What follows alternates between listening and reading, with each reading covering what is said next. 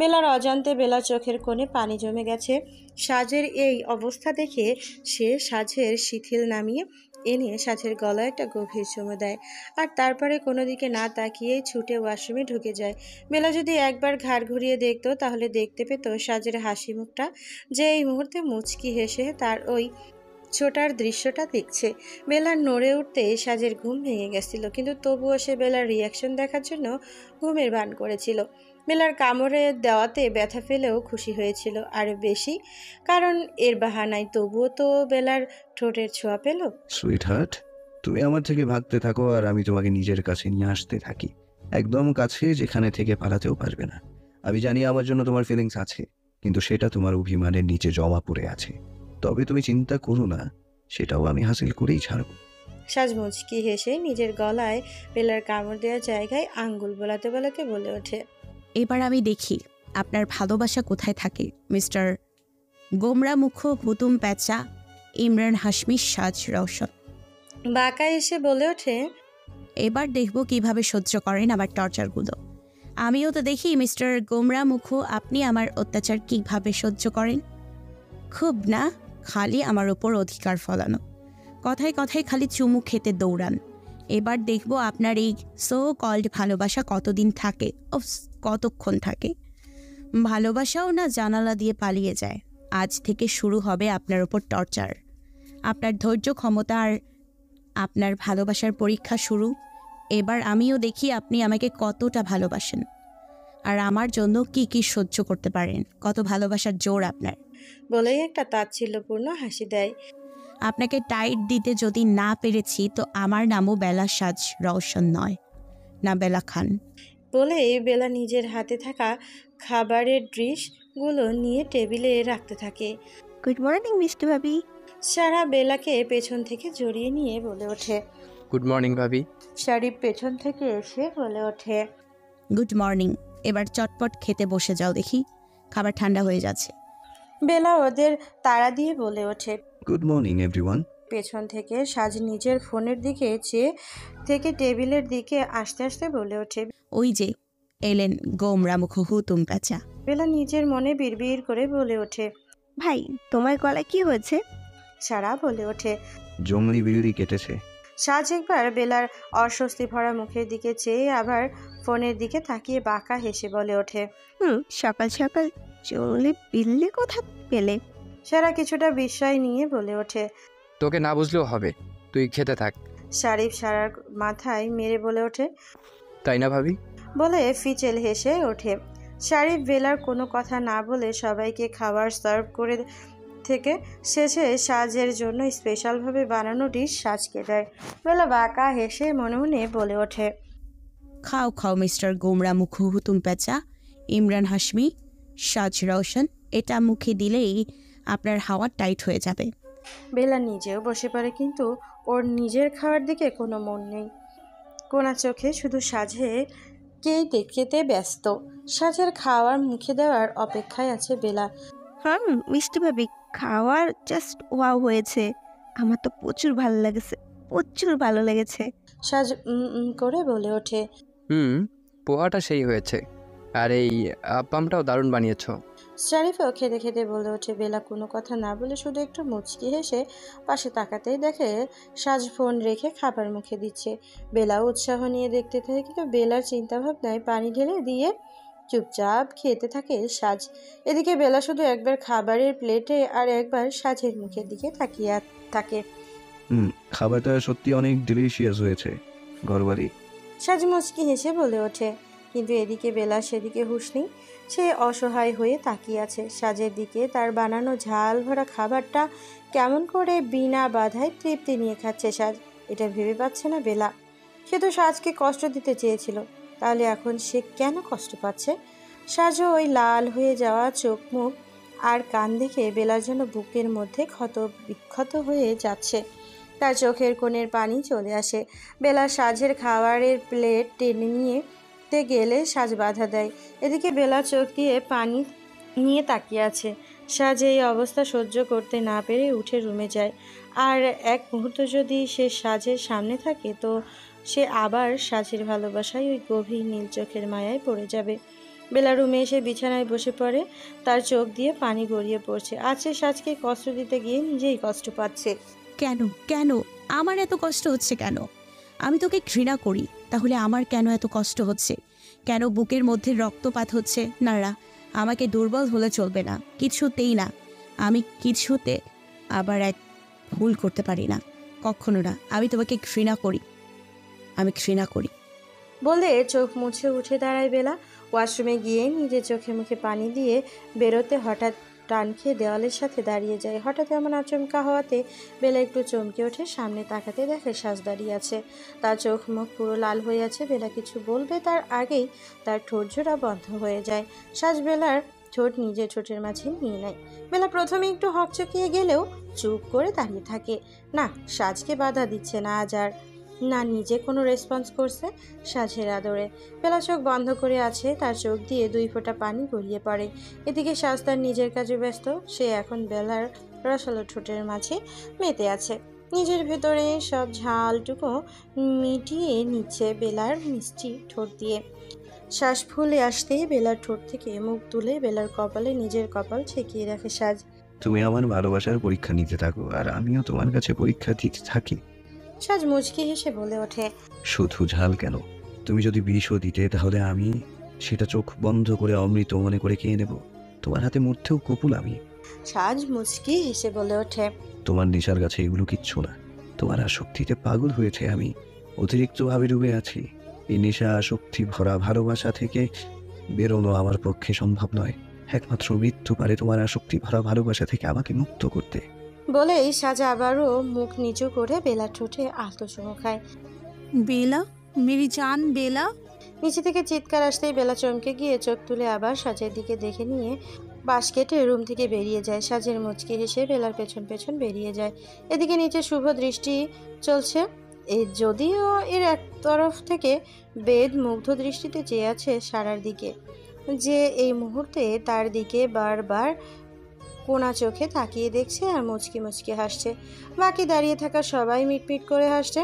আর এদিকে চেয়ারে হেলান দিয়ে দাঁড়িয়ে দাঁড়িয়ে শারিফ রুহিকে দেখে যাচ্ছে, যে এই মুহূর্তে মুচকি মুচকি হাসছে বেদের অবস্থা দেখে। বেলা মেরি জান বলে গিয়ে জড়িয়ে নেয় রুহি। বেলা সিঁড়ি থেকে নেমে নিচে আসতেই রুহি ঝাঁপিয়ে পড়ে। আর এদিকে এই দুজন শুভদৃষ্টি মানবের ধ্যান ভাঙ্গে। ওম বেদ নিশানও গিয়ে একসাথে বেলাকে জড়িয়ে ধরে। বেলা বেলা বেলা, একটা খুশির খবর আছে। বলে ওঠে সবাই একসাথে। কি এমনি হয়েছে সেটা না বলে কিভাবে জানবো? বেলা বিরক্তি হয়ে বলে ওঠে, বেলা, JK music and dance industry academy থেকে একটা মেল এসেছে। তারা আমাদের সাথে একটা শো করতে চায়। বেদ বলে ওঠে, ইয়েস, শুধু তাই নয়, এই পুরো প্রোগ্রামটা লাইভ হবে। আর এই চান্স পাওয়া সবার স্বপ্ন থাকে, আর দেখ সেটা আমরা পেয়ে গেলাম। রুহি চিৎকার করে বলে ওঠে। ওয়াও, এটা তো খুব ভালো নিউজ। Congratulations guys. সাজ পেছন থেকে বলে ওঠে, থ্যাঙ্কস জিজ। তো প্র্যাকটিস শুরু করে দাও, প্রোগ্রাম তো মাথার উপরে, দেরি করা ঠিক হবে না। সাজ বেলার দিকে একবার দেখে নিয়ে বলে ওঠে। রাইট। বেদ বলে ওঠে, বলছি ভাই, আজকে আমিও থেকে যাই না, আমি ভাবিদের রিহার্সেল দেখবো। শারিফ বলে ওঠে। সাজ শারিফের কথায় ভ্রু উঁচু করে দেখতে থাকে। এদিকে বেলা বুঝতে পারে, তাড়াতাড়ি করে বলে ওঠে, হ্যাঁ হ্যাঁ, তুমি থাকলে আমাদেরও একটু হেল্প হয়। ওকে, থাক তাহলে তুই। সাজ বলে ওঠে। বেলা বাই। সাজ বেলার দিকে তাকিয়ে বলে যেতে লাগে। এইদিকে সবাই বেলার দিকে তাকিয়ে হেসে হেসে মজা নিচ্ছে। সাজ মেইন ডোর পর্যন্ত যেতে হঠাৎ করে তার বুকে কেউ ঝাঁপিয়ে পড়ে। সাজকে আশ্চর্য পৃষ্ঠে জড়িয়ে ধরে। সাজ বেবি, আই মিস ইউ। এদিকে সবার চোখ বড় বড় করে দেখতে থাকে। এই ঘটনার জন্য সবাই পুরো শকে চলে গেছে। সবাই একবার সাজের দিকে তাকিয়ে নিয়ে বেলার দিকে তাকাতেই দেখে বেলা চোখ ছলছল করছে। এইখানে হয়তো গড়িয়ে পড়বে পানি। দিশা, তুমি এখানে? মানে কবে ব্যাক করলে? খানিকটা হেসে ওঠে সাজ। এই তো কিছুক্ষণ মাত্র, আর এয়ারপোর্ট থেকে সোজা তোমার কাছে চলে আসলাম।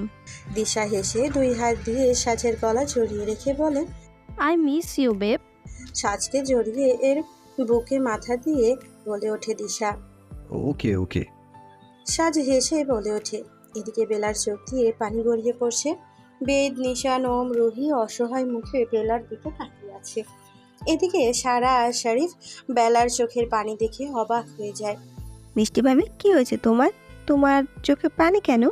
বেলা বলে ওঠে। এদিকে সরার কথা শুনি সাজ পেছনে ঘোরে দিশাকে ছাড়িয়ে অবাক হয়ে বেলার দিকে তাকায়। যেই মুখে এতক্ষণ আনন্দ খুশির ঝলক দেখা যাচ্ছিল, এখন সেই মুখে ফুটে আছে অসহ্য ব্যথা বেদনা, যেটা দেখে সাজের বুকের মধ্যে ছ্যাদ করে ওঠে। ভাবি কি হয়েছে তোমার? শরীফ বলে ওঠে। কিছু না, তোমরা অযথা চিন্তা করছো।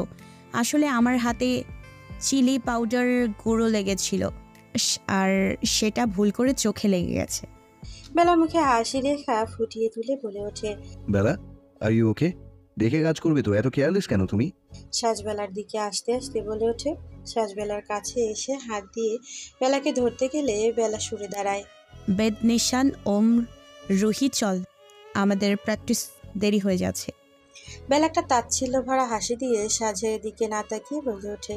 এদিকে বেদ, নিশান এরা জানে বেলার কি হয়েছে। তারা এখন এটাও চেনে যে বেলা এই মুহূর্তে প্রচুর পরিমাণে ভেঙে পড়েছে। হ্যাঁ হ্যাঁ, আমাদের দেরি হচ্ছে, চল। বেদ তাড়াতাড়ি করে বলে ওঠে। আরে এটা বেলা না? দিশা হেসে বলে ওঠে। হ্যাঁ, এটাই বেলা। আর বেলা, এগুলো দিশা মির্জা, SR গ্রুপ এর ন্যাশনাল ট্রেজার, সুপার মডেল। আর ওর নিজের একটা ফ্যাশন লেভেল আছে যা ফ্যাশন ইন্ডাস্ট্রির টপে আছে। আর হ্যাঁ, পরেশ আঙ্কেলের মেয়ে আর আমার ফ্রেন্ড। সাজ হেসে দিশাকে দেখিয়ে বলে ওঠে। হাই বেলা। বলে দিশাকে জড়িয়ে ধরে। বেলা কোনো কথা না বলে শুধু বিষাদময় একটা হাসি দেয়। এ সারিফ সারা, কেমন আছো তোমরা? দিশা বলে ওঠে। অনেক ভালো। সারা মিষ্টি হেসে বলে ওঠে। সাজ, তুমি অফিসে যাচ্ছ? চলো আমিও যাব। দিশা হেসে বলে ওঠে। চল। বলেই সাজে দিশা বেরিয়ে যায়। এদিকে পেছনে দাঁড়ানো বেলাদের যা দেখতে থাকে, চোখ থেকে পানি গড়িয়ে পড়ছে। এতক্ষণ আটকে রাখলেও এখন অঝর ধারায় গড়িয়ে পড়ছে গাল বেয়ে। বেলা কোনো কথা না বলে মিউজিক রুমে চলে যায়। এর এখন নিজেকে শান্ত করার প্রয়োজন। এদিকে বেদ, নিশান, ওম, রুহিও পেছন পেছন ছুটে যায়। এই মুহূর্তে তারা বেলাকে একা ছাড়তে চাইছে না। সারা আর শরীফ ওদের দিকে তাকিয়ে আছে হতভম্বের মতো। যা হচ্ছে সব ওদের মাথার উপর দিয়ে যাচ্ছে। ওরা দাঁড়িয়ে থেকে ওদের পেছনে যায়। মিউজিক রুমে আসতেই দেখে চেয়ারে বসে ইলেকট্রিক গিটার নিয়ে হার্ড রক টন প্লে করেছে। গিটার এর আওয়াজ পুরো রুমে চারিদিকে ঘুরে বেড়াচ্ছে। বেলা চোখ বন্ধ করে আছে। রুমের একপাশে দাঁড়িয়ে বেদ, নিশান, রুহিও অসহায় হয়ে বেলার দিকে তাকিয়ে আছে। বেলা যখন খুব কষ্ট পায়, যখন নিজেকে আর সামলাতে পারে না, তখন এই মিউজিক আর ডান্সের মধ্যে ডুবে যায়। তখন হার্ট থেকে হার্ড মিউজিক প্লে করতে থাকে, আর ডান্সও ঠিক পুরো উন্মুক্ত হয়ে থাকে। তখন সারা শরীফ মুখে হাসি নিয়ে বেলার গিটার বাজানো দেখছে। বেলা যে এত ধরনের গিটার প্লে করতে পারে তারা জানতো না। প্রথমে একটু অবাক হয়েছিল, বাট এই বেলা গিটার বাজাতে বাজাতে চোখ বন্ধ করে আছে। চোখের সামনেই চলে আসে কিছু পুরনো বিষাক্ত স্মৃতির দৃশ্যপট। আস্তে আস্তে যেন বেলার দম আটকে আসছে। শেষে না পেরে গিটারের তার টেনে ছিঁড়ে ফেলে, গিটারটাকে পাশে ছুঁড়ে ফেলে। চোখ খুলে উঠে দাঁড়িয়ে যায়। বেলার হাত থেকে রক্ত পড়ছে। গিটারের তারে জোরে টান দেওয়ার ফলে হাত কেটে গেছে। এদিকে বেদ, নিশান বেলার কাছে ছুটে যেতে নিলে বেলা পাশ কেটে বেরিয়ে যায়। আর বাকিরা সব এখনও হতভম্ব হয়ে দাঁড়িয়ে আছে। কিছুক্ষণ পর তারা ছুটে যায়। বাইরে এসে দেখে বেলা টেবিলে বসে খাচ্ছে। তার চোখ লাল রক্তের মতো হয়ে গেছে। চোখের পানি টলমল করছে, কিন্তু বেলা সেটাকে পড়তে দিচ্ছে না। আরে মিষ্টি ভাবি, তুমি ভাইয়ের রাখা খাবারটা খাচ্ছ? বাহ, কত ভালোবাসা। সারা হেসে বলে ওঠে। ওহো ভাবি, তোমার খিদে পেয়েছিল তাই তুমি কান্না করছিলে? শারিফ হেসে বলে ওঠে। বেলা কোনো কথা না বলে চুপচাপ খেয়ে যাচ্ছে। এদিকে বেদ, নিশান অবাক হয়ে গেছে বেলা লাল হয়ে ফুলে যাওয়া চোখের দিকে। বেলা, খাবারটা কি খুব ঝাল নাকি? রুহি বলে ওঠে। হোয়াট দ্য হেল বেলা, তুই এই খাবার কি করে খাচ্ছিস? এতে তো প্রচুর ঝাল। বেদ চিৎকার করে বলে ওঠে। হোয়াট? বেলা, এটা তুই কি করে করতে পারলি? তুই জানিস তো ঝাল খাওয়া বারণ, খেলে তোর প্রবলেম শুরু হয়। তারপরও কি করে? রুহি চিৎকার দিয়ে বলে ওঠে। বেদ নিশান, জলদি মেডিসিনের ব্যবস্থা কর। বেদ নিশানকে বলে। ইয়েস, আমি এক্ষুনি আসছি। বলে নিশান ছুটে বেরিয়ে যায়। এদিকে সারা শরীফ অবাক হয়ে দেখছে। তাদের মাথায় কিছু ঢুকছে না। কোথা থেকে কি হয়ে গেল কিছুই বুঝতে পারছে না। এদিকে বেলার থেকে খাবারের প্লেট টেনে সরিয়ে নেয়। বেলার চোখ থেকে এবার পানি গড়িয়ে পড়েছে, চোখ ভয়ঙ্করভাবে লাল হয়ে ফুলে গেছে। বেদ্রোহী ওম দুদিক থেকে বেলাকে জড়িয়ে রেখেছে। বেলা আস্তে আস্তে নিস্তেজ হয়ে পড়েছে, চোখ দুটো বুজে আসছে। আস্তে আস্তে ঢলে পড়ে বেলা।